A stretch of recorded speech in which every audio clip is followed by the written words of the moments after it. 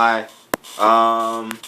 First thing you might notice is I got a haircut. So my hair's short, and I kind of look like Bert right now from Sesame Street if I don't wax my hair or whatever. So anyway, I'll just fill you guys in on what's been happening over the last week because it's been a pretty big week.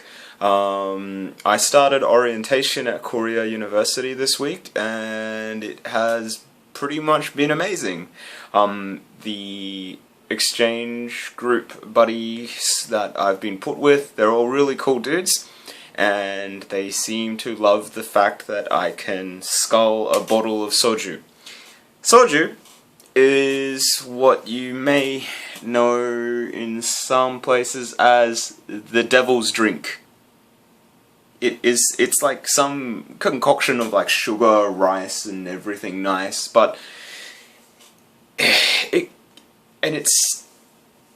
only like about like maybe between 18 to 20% alcohol, but it gets you drunk. Because you can drink a lot of it. It gets you really drunk. The last few days I've kind of just been in and out of an alcoholic haze as a result of all this soju, and it actually makes me a bit of a douchebag after I've had too many. So, for anyone who has experienced my maelstrom of nonsense after I've been hitting the soju, I do apologise. Well, yeah, kind of. But anyway, so more what's been happening this week. A good friend of mine who lives in Busan, which is south of South Korea, name's Jisoo. He recently came back to Korea from the Philippines, so today we met up at Seoul Station, which was an interesting experience. I walked out of the train station and was immediately abused by ajoshi. Ajoshi are like it's middle-aged to elderly men, but all these guys are really doing are just sitting around outside the train station getting shit-faced. So they're just drinking cheap alcohol and lots of it, but that just seems to fuel their hatred of foreigners, which is kind of sad, because Korea is a beautiful country, but unfortunately there are some people that kind of take it for granted. I'm not going to name any names because it's kind of public and the internet, but I have already met my fair share of undesirable people. Sometimes that might be me when I've been drinking, sometimes it might be, I don't know, just people who are arrogant, really.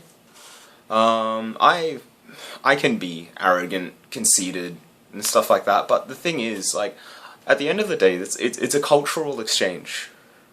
You have to appreciate what you have by staying in this country, because, like I said before, Korea is a beautiful country. It's absolutely amazing, and there's just so much that we can learn from their culture. Just from their culture alone. And it kind of makes me sad how people just take it for granted. How they're just, you know, how they would probably just be like, these guys don't speak English. The hell's going on? Or say, what? You don't kiss me? You don't kiss me on the cheeks? We do it all the time in France. And it's not fucking America or France, alright? It's Korea.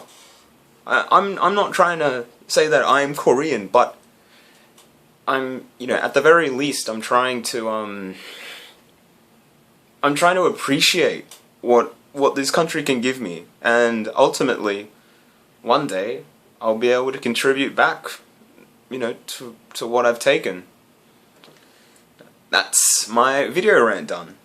But yeah, when I met up with Jisoo, we went to the public bath, then we had some Japanese food for lunch, and then that's when I got my hair cut at Hongdae. Hongdae brings me to another rant, which I'll talk about some other time. But yeah, anyway, we went to this arcade called Seoul Central Game Station in Seoul City, and I met one of the world's greatest Tekken players. I mean, he's probably like top 5, top 3 in Korea. But you know, if you're a top 10 Tekken player in Korea, then you're basically top 10 in the world, as far as I'm concerned. It was really nice to meet him. Seems like a really cool dude. Works at the arcade. So hopefully I'll get to know him a little better and get some contacts. So I'm looking at you, Rami. Yeah, this is the longest video that I've been doing so far, so